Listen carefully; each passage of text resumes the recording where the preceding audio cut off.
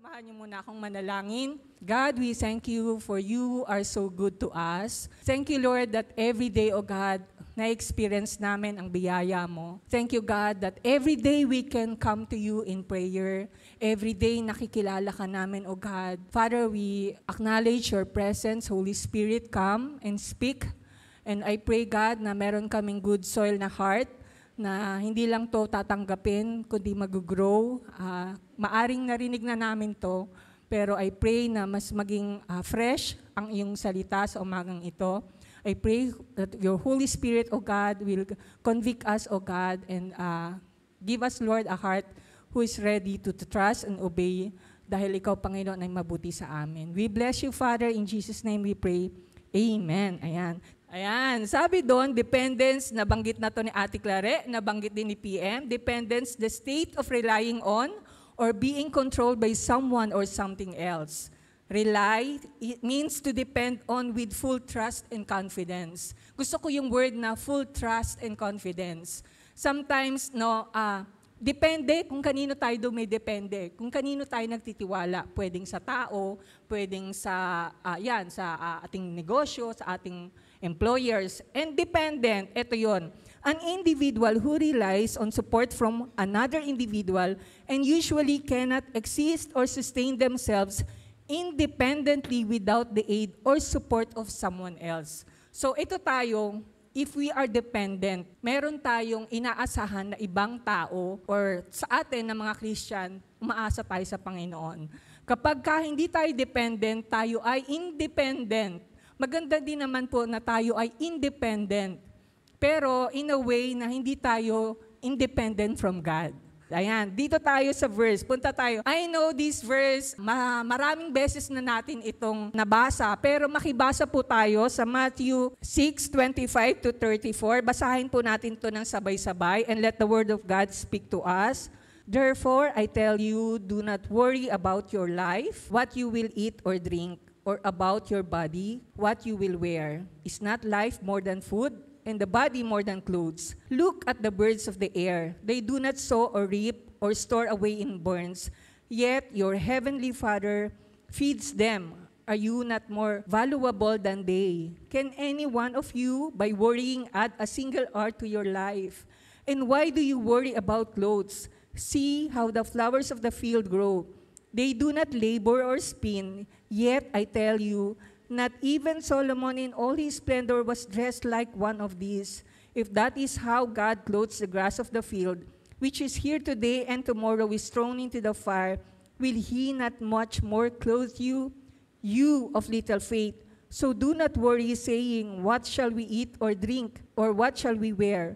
For the pagans run after all these things, and your heavenly Father knows that you need them. But seek first the kingdom and his righteousness, and all these things will be given to you as well. Therefore, do not worry about tomorrow, for tomorrow will worry about itself.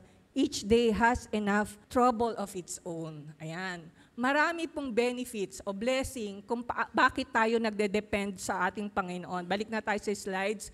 Number 1, tatlo lang naman yung gusto kong ipamanhik o i-share. Dito sa verse na binasa natin, depending on God leads to a worry-free life. Wow, gusto ko yun. Gusto niyo po ba ng worry-free life? Sabi po sa survey, mas worrier daw po ang mga babae kaysa sa mga lalaki. Napa-amen si Pastor.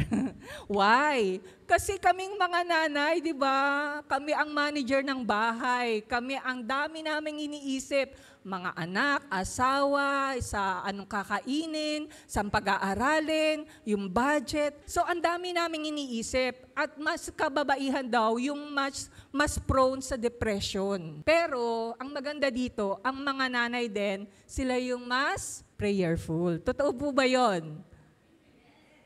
Konti lang yung amen. Dapat po tayo yung prayerful. Amen po ba? Yan, di ba? Yung binanggit kanina, Panginoong Jesus ang nagsasabi, therefore I tell you, do not worry about your life. Sa buhay natin, sabi, meron din verse sa Psalms na yung life natin is full of troubles. Totoo po ba? Every day may trouble no? Every day we need God. Every day na ginagawa natin, minsan hindi natin alam kung saan kukuha. Dito, ang binabanggit lang is food at saka clothing. Sino po dito kumakain ng 3 beses sa isang araw? 4, 5. Diba? Tapos sinasabi natin, nag-worry tayo sa ating kakainin. Dito, yun lang yung binabanggit. Sino dito yung nag-worry about clothing? Wow, tingnan nyo yung mga ladies in white. Na linggo-linggo, may pakulay pa, di ba? Problema ba kayo sa clothing? Ayos, meron po tayong ukay-ukay.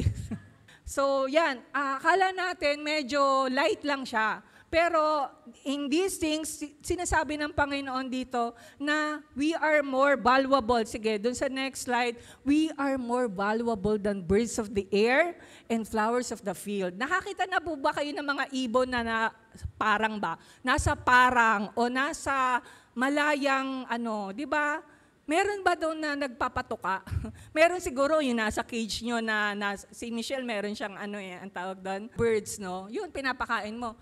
Pero walang nagugutom na bird. Ang gaganda ng kulay, ang laya nila, no? Kasi God, our Heavenly Father, feeds them. How much more ikaw, anak ka ng Diyos? Maaring, kaya ka nagwo-worry, duda ka, anak nga ba ako ng Diyos? No? So umagang ito, let's have a reflection. Kasi baka mamaya, ito yung way ng Lord na, uy, anak nga kita, kaya huwag kang mag-worry. And flowers of the field, ako gandang-ganda ako sa mga flowers na anong tawag doon, di ba? Yung mga pinapasyalan mo. Di naman gardener lang yung nag-garden doon para maganda. Ang gaganda ng color, they are uniquely designed, no? Saan ka makakakita noon? Only God has the power na pagandahin sila. Kaya nga tayo, minsan bumibili tayo kasi gandang-ganda tayo. And how much more, our Heavenly Father knows our every need. Sabihin mo sa sarili mo, my Father knows my needs. Ayan. May condition. Sabi doon, but, basahin natin lahat, but seek first His kingdom and His righteousness, and all these things will be given to you as well. Ayan, may but pala. Kaya pala minsan we worry. Why? Kasi hindi natin inuuna yung kaharian ng Panginoon. Napanood ako na video It tells about the kingdom of God. Sabi doon, sa kingdom sa kingdom, merong hari. Yung hari, siya yung nagro-rule.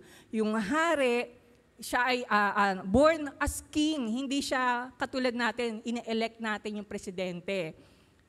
Yung hari, he owns everything in the kingdom. And everything na mga tao doon, siya din ang may-ari. O kumbaga, yung kinasasakupan niya, siya yung bahala doon sa mga tao na yon. And the word ng hari, di ba meron tayong kasabihan, ang salita,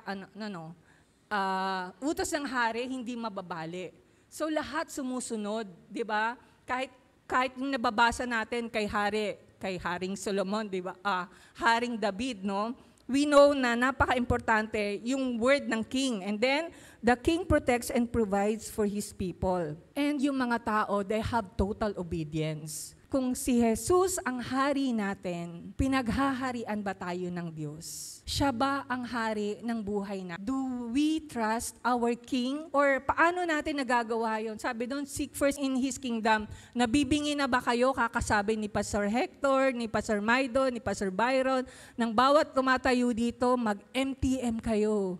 Magbasa kayo ng salita ng Diyos. Why? Kasi paano natin malalaman yung word ng hari at malalaman kung ano yung nais ng Diyos para sa atin. Sabi doon, kapag alam mo to, di ba, bakit ka mag-worry? Alam mo kung sino yung Diyos na nagsasalita. Alam mo yung mga pangako ng Diyos na binibitawan para sa iyo. So, ngayon, may pangangailangan ka ba? Sometimes may pangangailangan tayo and then we look to we pray and then we look to our cellphone. Sino nga bang mautangan? 'di ba? And sometimes na ano din tayo sa mga loan, no? I praise God kasi hindi namin naging ugali na mag-loan kasi ang sakit sa bulsa or parang lagi kang may iniisip. Yes, may mga binabayaran, pero yung utang na para lang ma-satisfy ka o para lang sa wants mo, magta-travel ako, maglo-loan ako. Hindi no? But God knows our every need. When we depend on God, He will provide for our needs. Ang tanong, do we seek God first in our lives? Daily, hindi every Sunday tutuwa ang Lord na, eto, maganda yan. Every Sunday, inuuna mo ang Panginoon. Nandito ka. Pero higit na maganda na every day we seek God. Hindi lang every Sunday. Kasi paano yung Monday to Saturday, di ba? Sino yung naririnig mo? Sino yung hinahanap ng puso mo? Do we take delight dun sa word ng Panginoon? Naalala ko yung hindi lang yung needs natin ng pangangailangan natin sa ating pagkain, sa ating clothes, lahat ng pangangailangan natin. I remember, sobrang tagal na, pero ngayon lang siguro mare-record kasi na-testify ko na siguro matagal na hospital si Josh, siguro mga 2 years old o pa 2 years old. Hindi pa maganda yung work ko noon, wala akong card. And then, andun kami sa Evangelista. Siguro 9 days na kami sa hospital. Siyempre, hospital. And then, siguro nagwo-worry kami. Saan kami kukuha ng pambayad? And one time, ang tawag doon, nagpe-pray kami. Siyempre, pagalingin si Josh. And i-provide ng Lord yung needs. At isang araw, paglabas ni Aga doon sa hospital, nakapulot po siya ng wallet. Diba? Answered prayer na. Siyempre, hindi po namin pwedeng, ang sabi ni Aga, nakapulot ako ng wallet. Sabi ko, may ID ba? Kasi pag may ID, definitely, Pero siyempre, isasauli mo pa rin doon sa administrator, may napulot. Alam niyo po ba na yung wallet na yun, kung sino may-ari? Yung owner ng ospital. At sabi ng may-ari, i-waive na yung professional fees. Magkano din yung, sabi ko, grabe ka, Lord. You know every need. Alam ko may mga testimony din kayo. Yung kulang na, pero andyan kagad yung si Ate Joanne kahapon, sinishare niya, di ba? Wala nang bigas, pero may bigas.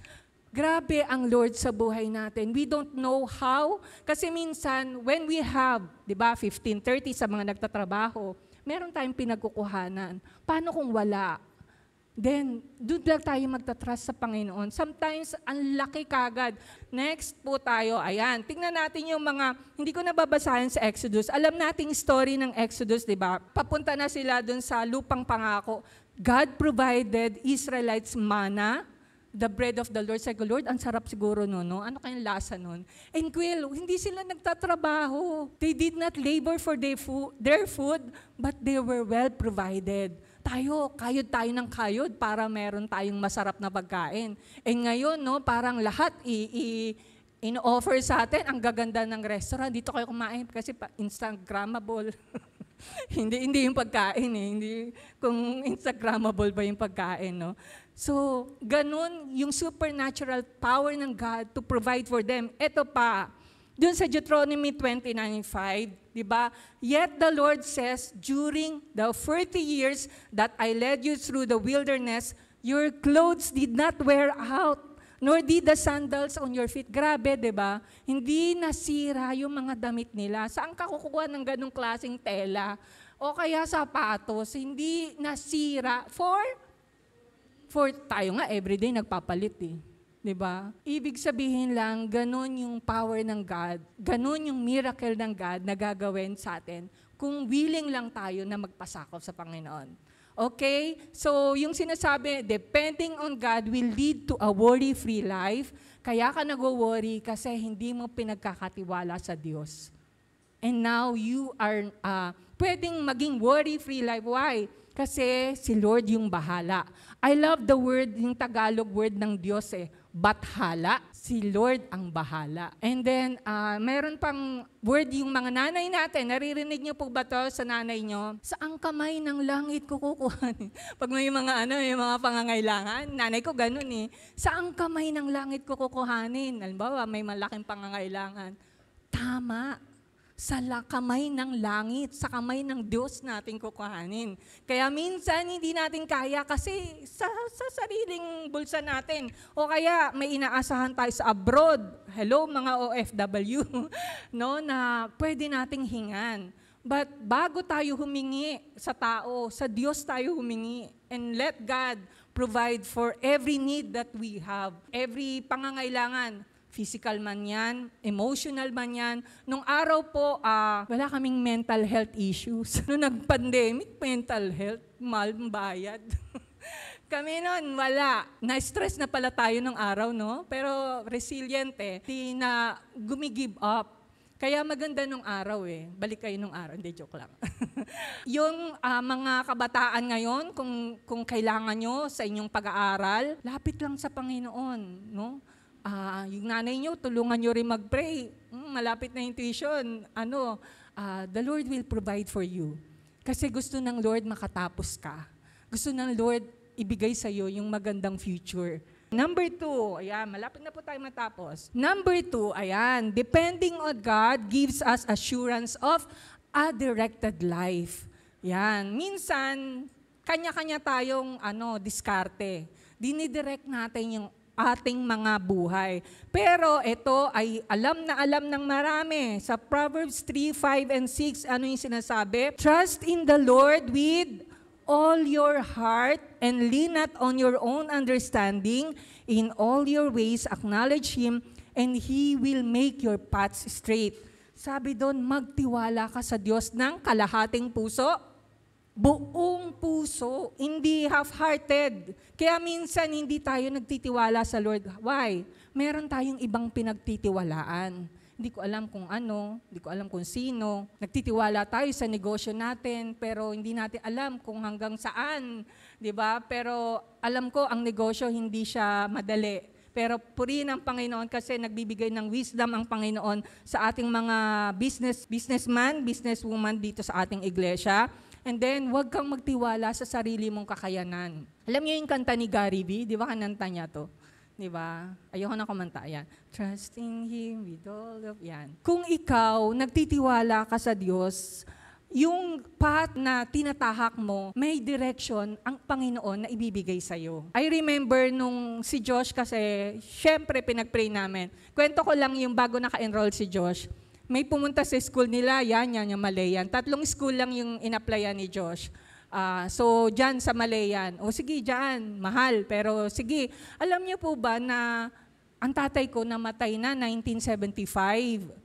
So, nabuklat po namin, hindi ko din alam paano nangyari yun. Nabuklat po namin na yung tatay ko, meron pa siyang, scholarship. Patay na yung tao ng scholarship.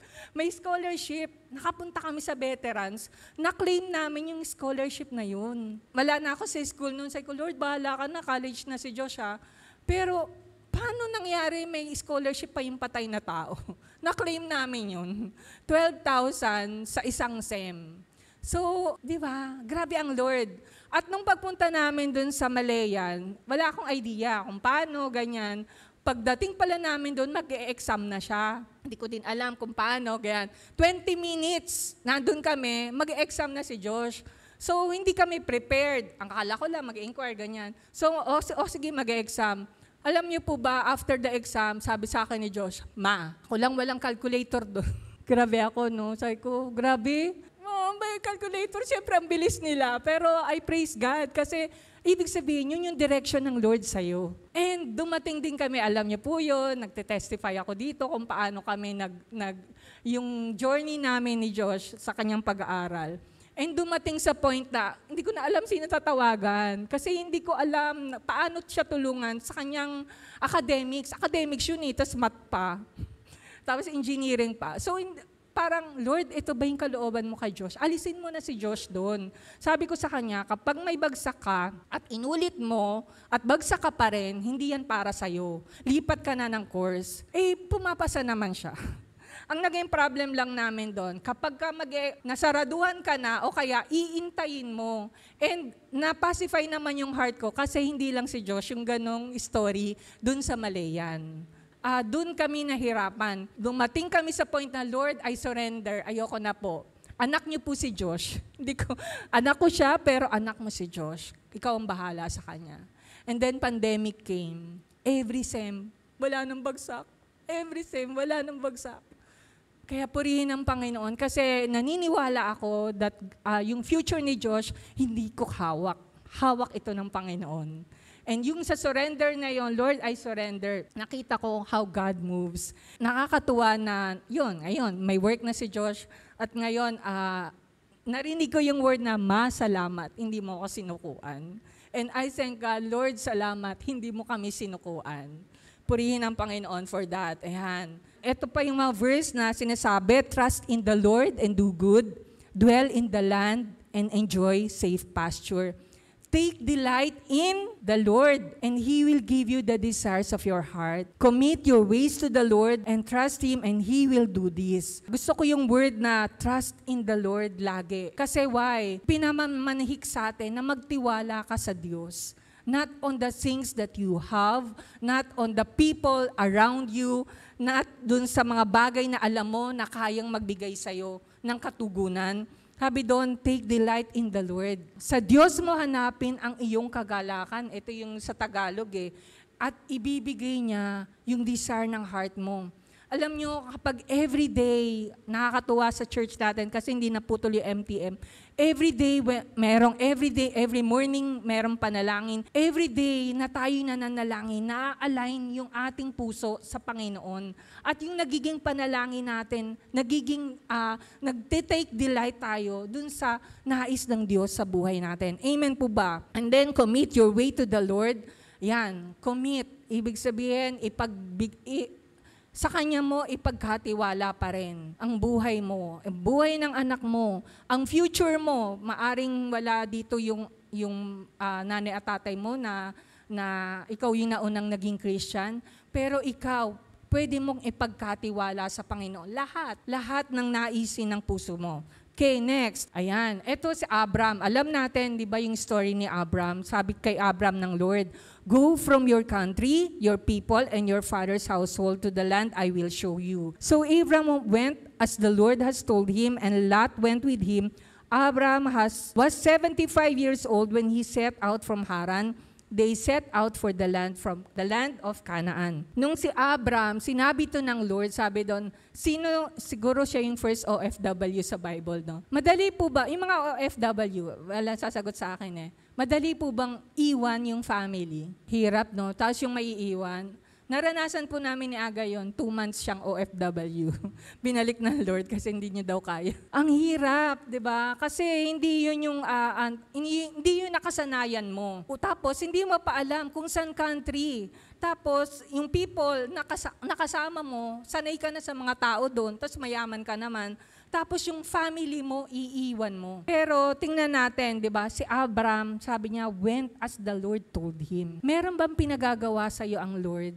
Sinusunod mo ba? Yun yung question Kapag may inutos sa atin ng Panginoon, are we willing na, yes Lord, I will obey. Yes Lord, gagawin ko po. Dahil kilala natin siya, pinagtitiwalaan natin siya na siya yung bahala sa buhay natin. Habi doon, Abraham had no idea where God wants him to go, but he trusts and obey God without question. Lord, hindi ko alam yung lugar na yun Lord, iiwan ko ba yung pamilya ko? Lord, yung country ko, paano? It is not easy to leave your country, your people, and your family, but Abram fully trusted the Lord for his direction. So, yun din yung nais ng Panginoon sa atin, that we fully surrender our will, our mind, our hearts to Him. Kasi siya po yung bahala. Lastly, depending on God provides us strength in all aspects of our lives. Sino yung may favorite verse nito? Philippians 4:13, I can do all things through Him who gives me strength. Yang kalakasan mo, galing yan sa Panginoon. I thank God, itong kalakasan ko ngayon, galing sa Panginoon. Pero thank God for the strength na everyday na binibigay ng Panginoon sa atin. Si Caleb po, hindi po siya nakaka-practice ng Saturday kasi may pasok, pero every Sunday morning, he sees to it na makapractice siya para mabuo yung banda. Do we have that kind of heart na ipaglingkod yung kalakasan natin sa Panginoon? Sabi ni David sa Psalm 73:26, my flesh and my heart may fail, but God is the strength of my heart and my portion forever. Hindi natin alam hanggang kailan yung kalakasan natin. I thank God kasi yung mga seniors natin on the go pa rin sa evangelism. May kakilala ba kayo natulog lang, hindi na nagising? Meron, di ba? Nakakalungkot, no? Pero sana tayo, habang gumigising tayo everyday, Lord, ano pa yung gusto mong ipagawa mo sa akin? Lord, saan mo pa ako gustong dalhin? And this strength na galing sa Panginoon, magamit natin para ipaglingkod natin sa Panginoon. Amen po ba? Kaya mo kayang gawin ang isang bagay dahil ang Diyos ang nagbibigay sa iyo ng kalakasan. Napapanood niyo po ba yung pagod? Ate Linda? Di ba? Nakakapagod po. Ako po ay pagod na rin. Kaka-travel dito sa BGC. Nakakapagod. Naubos po talaga yung strength ko pag uwi ko ng bahay. Yun, pag wala si Aga, kailangan pagluto. Parang, Lord, pagod na ako. Pero, thank God kasi He gives us strength. Amen po ba? Yung mga masisipag, ako ay saludo sa inyo, no? Kasi wala kayong kapaguran. Pero pahinga-pahinga din, no? May time na tayo ay pwedeng magpahinga. Yan. So, pero masarap po mapagod kapag tayo ay naglilingkod sa Panginoon. Amen po ba? Ini-encourage ko na bawat isa sa atin, no? Meron tayong ginagawa sa Panginoon. Hindi lang po tayo, after ng worship service, lalabas na po tayo. Wina, bye! Next Sunday ulit. No. Merong assignment sa atin ng Panginoon. Kung wala pa tayong assignment, itanong natin yung cell group leader natin. Ate, kuya, ano pa yung pwede kong gawin sa church? Makatulong sa church. At pag sinabi yung, gawin mo naman. Hindi yung, okay, sige, kaya nyo na yan. No, so yon, napakalaki po ng gawain ng ating iglesia. Nakakatuwa na marami po tayong binubuksan ng mga outreaches. Sama ka lang. Kung hindi mo pa kaya, sama ka lang. Si Ate Joanne nun, nakakatuwa yung growth ni Ate Joanne eh. Why? Sama lang siya ng sama. Ganun lang yun sa simula. Sama ka lang ng sama. Sunod ikaw na yung speaker kahapon. No, nakaka-bless, no? Kasi lahat ng experiences natin, hindi pinapa-experience ng Lord for us only. Akin lang to, hindi ko yan sasabihin sa iba. No, our experiences, magbibigay yan ng encouragement sa ating mga kapatiran, sa mga taong nakapaligid sa atin. Lastly, ayan, sabi sa Isaiah 42:28-31, basahin natin to ng sabay-sabay, ang ganda nito. Do you not know, have you not heard, the Lord is the everlasting God, the creator of the heavens of the earth. He gives strength to the weary and increases power of the weak. Even youth grow tired and weary, and young men stumble and fall. But those who hope in the Lord will renew their strength. Amen po ba? Napakinggan ko na RH nung gabay ng buhay, di ba? Ano yung word kay God? Inexhaustible, no? Hindi napapagod yung Diyos natin. Yun ang sarap, di ba? Hindi siya napapagod na bigyan tayo ng pangangailangan natin. Hindi napapagod ang Diyos na ibigay ang pangangailangan natin. Hindi siya napapagod na, hindi siya natutulog. Di ba may kanta, natutulog ba ang Diyos? Hindi. No, lagi 24/7 open ang Diyos na tugunin yung ating mga pangangailangan, sabi doon. He gives strength to the weary. Ikaw ba ay weary o ikaw ba ay nanghihina? Humugot ka ng lakas sa Panginoon. Di sa mga taong, yes, salamat sa mga taong nakapaligid sa iyo na malakas, pero not all the time malakas sila eh. Pero nawa tayo din nakakapagbigay ng kalakasan sa bawat isa. Hindi tayo magsasawa na kapag may gawain, punta ka lang at makiisa ka. Habi doon, yung mga kabataan, no, nag-grow tired din ba kayo? Kasi yung youth, sila yung mga energetic eh. Sila yung maraming time, maraming kalakasan. And sana yung youth din, no, may kalakasan din kayo sa gawaing bahay. Kasi, importante yon, no, na we help our parents para sila din nakakales ng ating kapaguran. And pinamamanhik ng Panginoon, tayo na umaasa sa Panginoon will renew our strength. So, pagod ka na ba? Yan. Huwag tayong mapagod. And lastly, i-summarize ko lang, the blessings on depending on God, meron tayong leads to a worry-free life, assurance of a directed life if we trust in God, provide strength in all aspects of our lives. Hindi naka-box lang kasi limitless ang ating Diyos. Amen po ba? So, yun lang po at purihin ang Panginoon sa kanyang mensahe. Tayo po ay manalangin. Yes, God, salamat. Tunay na nagpapasalamat kami sa iyo, Ama, dahil sa iyo kami kumukuha ng lakas. Thank you, Lord, na everyday kailangan ka po namin. Thank you, Lord, na wala kaming dapat ipangamba. Ang ganda ng song kanina, Lord, na kahit kailan hindi ka nagkulang. Kahit kailan, Lord, walang single day ng buhay namin na nawala ka sa buhay namin. Siguro kami yung umaalis sa presensya mo. Ama, patawarin mo kami. And this is a time to check our hearts. Lord, baka nga malayo kami sa iyo right now. Ibalik mo kami sa presensya mo. Lord, ibalik mo kami na ikaw yung naghahari talaga ng buhay namin.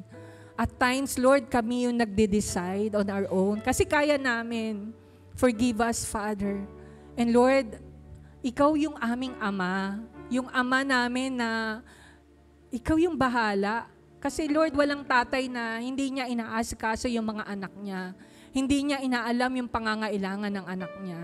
Hindi pa man namin sinasabi, Lord, andyan ka. Right now, I want you to pray and have this personal time with God.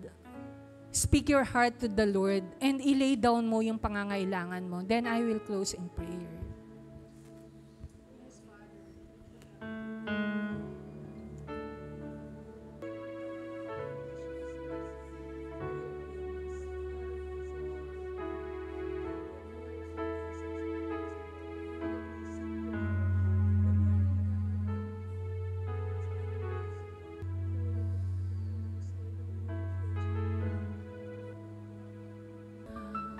Ama, salamat po, Panginoon, sa iyong salita, Panginoon.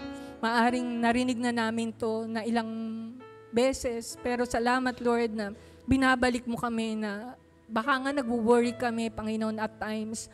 But thank you, Lord, that pwede kaming lumapit sa iyo. Pero Lord, I pray na bawat isa sa amin, Lord, we seek you first and your kingdom. Busy nga kami sa mundong ito, Panginoon. But I pray, Lord, lagi kang kasama. Every day, lumalapit kami sa iyo, Panginoon, na may desire kami, O God, to know you more, to know your word, and your promises, Panginoon, panghawakan talaga namin. Father, we claim, O God, na we will trust in you, Panginoon, with all our hearts, and we will not lean on our own understanding. Kasi, Lord, limitado kami. Limitado, Lord, yung mga kakayanan namin. Even, Lord, sa mga times na kailangan namin, Lord, na mag-decide, Lord, your direction. Gaya ni Haring David, Lord, he always inquire of you, Panginoon. Andun yung katugunan mo. Nakita ko rin si King David, when he don't inquire sa iyo, andun yung hindi nagiging maganda yung result, hindi nagiging maayos. Give us that heart, O God. Gusto mo ba to, Lord? O gusto ko lang, makakapagbigay pa to ng glory sa iyo. Lord, the more na iniisip namin yung problema, the more na na-magnify yung problem.